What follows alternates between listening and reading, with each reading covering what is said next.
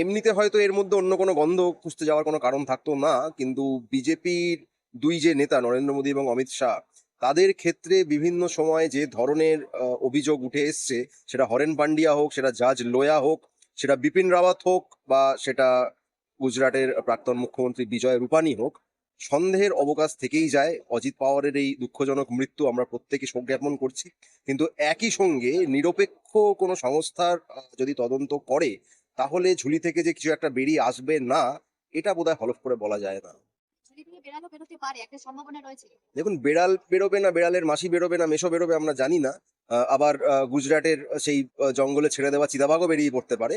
কিন্তু বেরোনোর সম্ভাবনা যে আছে, এটা আর কিছু নয়, যেহেতু অমিত শাহ রাজনীতিবিদ হিসেবে তার যে ট্র্যাক রেকর্ড বিভিন্ন সময়ে তার সঙ্গে সরাসরি হোক, ঘুরপথে হোক, যাদের নাম জড়িয়েছে, কোনো রকম স্বার্থের সংঘাতের ইঙ্গিত পাওয়া গেছে, তারপরে তাদের যে পরিণতি হয়েছে, সবার নয়, কারো, কারো হয়েছে।